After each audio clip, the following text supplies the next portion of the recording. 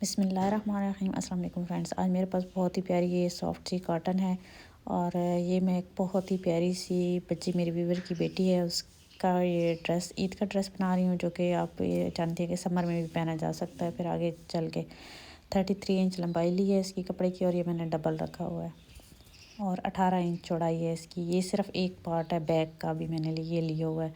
Front पे मैं इसकी डिज़ाइनिंग करूँगी, इसलिए यहाँ पे बैक को पहले कटिंग कर लेते हैं। ये सिर्फ मैं पिछली साइड अभी कटिंग कर रही हूँ। तीरा मैंने 6.5 ली है और 7 इंच शोल्डर की यानी कंधे की लंबाई ली है और यहाँ पे 8 इंच चेस्ट छाती लूँगी, चेस्ट यानी कि क्योंकि मैं इंग्लिश के वर्ड को इस्तेमाल कर लेती हूँ अल्फाज, तो वो फिर मेरी कुछ बहनें कहती हैं कि आप इंग्लिश में बात करती हैं। इंग्लिश में नहीं मेरी वीडियो होती, मेरी वीडियो उर्दू में ही होती है, लेकिन आपको पता है जल्दी में कुछ अल्फाज हम बोल जाते हैं। अब कमर मैंने 4.5 ली है, तो यहाँ पे कमर का फासला मैंने 4.5 लिया है और 7.5 इंच कमर ली है। अब ये कितने फासले पर रखी है, 4.5 के फासले पर 7 इंच मैंने कमर ली है। अब नीचे घेर की शेप देंगे, यहाँ पे 4 इंच पे मैं निशान लगाऊंगी, यहाँ से मैं इसकी गुलाई करूँगी और 1 इंच में अंदर की तरफ रखूँगी कटिंग मार्जिन, कटिंग का जो अलाउंस होता है जो कटिंग के लिए रखते हैं, कटिंग का हिस्सा। मेरे चैनल FJ बुटीक डिज़ाइनर पर बहुत ही खूबसूरत से ड्रेसेस बिल्कुल रेडी टू वेयर के जैसी डिज़ाइनिंग मौजूद है। आप मेरे उस चैनल का विज़िट ज़रूर कीजिएगा, इंशाल्लाह आपको बहुत ही प्यारे से स्टाइल देखने को मिलेंगे ड्रेसेस के। आम पहनावे के अलावा आपको फंक्शन पर पहनने वाले ड्रेसेस की भी बहुत ही प्यारी सी डिज़ाइनिंग देखने को मिलेगी।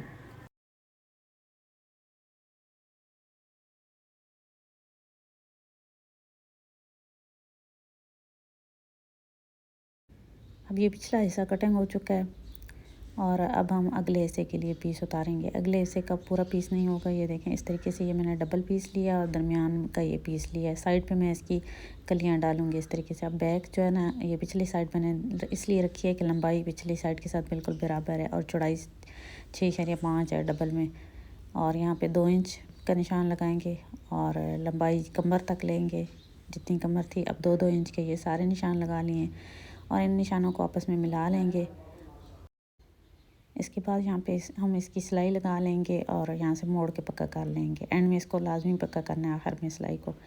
अब ये मैंने कलियों के लिए कपड़ा लिया है और प्लीट डाल लेने के बाद इसको हम इस तरीके से डबल करके आधा इंच ऊपर नीचे रखेंगे, जितना यानी सिलाई में आता है उतना करके। तो ये कपड़े को हम इस तरीके से रख लेंगे कलियां काटने के लिए। अच्छा, तो मुझे बहुत ज़्यादा कमेंट आते हैं कि आपकी वीडियो इंग्लिश में आती है, आप अपनी वॉइस दिया करें। तो क्या इंग्लिश के वर्ड ही मैं इस्तेमाल करती हूँ ना, अल्फाज यानी इस्तेमाल करती हूँ, तो वो भी मैं इंशाल्लाह कोशिश करूँगी कि उर्दू में बताऊँ। बाकी मेरी सारी वीडियो उर्दू में ही होती है, कोई मैं दूसरी ज़बान में नहीं बनाती। तो आज मैंने कोशिश की है कि मैं उर्दू के अल्फाज बोलूँ सारे। अब नीचे से थोड़ा सा ये चौड़ाई जो कम है इसको मैं छोटी सी कली डालूँगी और बाकी मैं ये इसको इसी तरीके से खाका बना के तो कटिंग कर लूँगी। आप ऑर्डर से हम से ड्रेसेस रेडी करवा सकते हैं, नंबर मैंने स्क्रीन पर दिया है।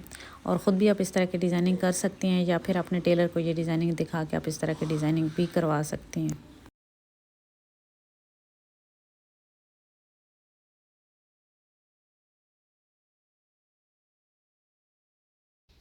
अब ये कली का कपड़ा यहाँ से जुड़ा हुआ है क्योंकि एक साइड की कली है और एक दूसरी साइड की, और दरमियान वाला पीस वो प्लीट वाला है।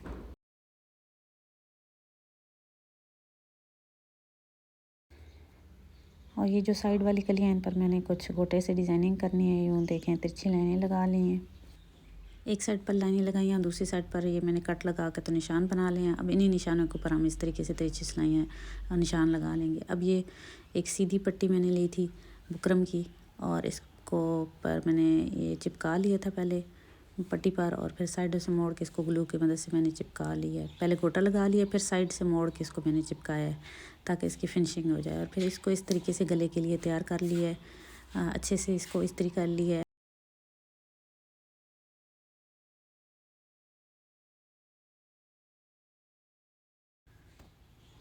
अब ये मैंने समोसा लेस जिसे कहते हैं वो मैंने ली है और इसको यहाँ पे पहले फैब्रिक ग्लू, कपड़े वाली जो ग्लू होती है ना, उसके साथ चिपका लेंगे।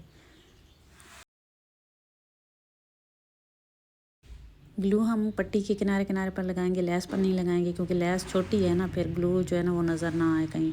और कपड़े के किनारे किनारे पे यूँ लगा के तो हल्की हल्की आयरन का इस्तेमाल करेंगे। इस्त्री साथ साथ हल्की हल्की करनी है, ज़्यादा तेज़ नहीं करनी क्योंकि जल जाएगी। फिर ये एक पट्टी मैंने ली है तो इसके नीचे यूँ जब सिलाई लगाएंगे ना, पहले ग्लू की मदद से तैयार कर लेंगे, फिर इसके ऊपर से किनारे की सिलाई लगाएंगे, साथ ही लैस भी लग जाएगी, साथ ही ये पट्टी भी जुड़ जाएगी इस तरीके से। और फिर इस पट्टी को हम मोड़ के रखेंगे और जिस तरीके से ये दूसरी पट्टी बनाते हैं उस तरीके से ये पट्टी बन जाएगी। और इस तरीके से इसको इस साइड से भी हम डबल कर लेंगे तो ये पीछे से गुम हो जाएगी। अब देखें लैस मैंने लगा ली है और एक ही सिलाई की मदद से हम इसको लैस को भी जोड़ लेंगे और कपड़े को भी जोड़ लेंगे और फिर मोड़ लेंगे। तो इसके बाद ये स्लीव्स मैंने कटिंग कर ली हैं, बाजू 15 इंच मैंने रखे हैं और आगे मैंने ये कफ़ डिज़ाइन वाला कफ़ लगाना है। ये शोल्डर में से निकला हुआ कपड़ा है तो इसको मैंने आगे से एक साइड से तो ये गोल था, इसको मज़ीद थोड़ी सी शेप दे लेंगे और इसके साथ यूँ बराबर कर लेंगे। बराबर रख के इसको हम गुलाई कर देंगे। यहाँ से जो बड़ा हुआ है इसको भी हम गोल कर लेंगे, कटिंग कर लेंगे गुलाई में। और यहाँ से ये देखें 2 इंच मैंने रखा है और बाकी गुलाई कर दी है। और टोटल इसकी लंबाई भी मैं बता देती हूँ, 5 इंच थी तो 2 इंच रख के तो 3 इंच बाकी इसकी मैंने गुलाई कर दी है। और आगे से जितना ये बाजू है 5.5 इंच, इतना ही कफ भी 5.5 इंच रखेंगे। और यहाँ से इसको मैंने तकरीबन 8 इंच रखा हुआ है कपड़े को। ये कफ पे भी हम गोटे की डिज़ाइनिंग करेंगे तो मैं सीधी सिलाइयाँ इस पर सीधे गोटे की सिलाइयाँ लगा लूँगी। इस तरीके से ज़ीरो की बुकरम लगा के तो ऊपर मैंने गोटा लगा लिया है।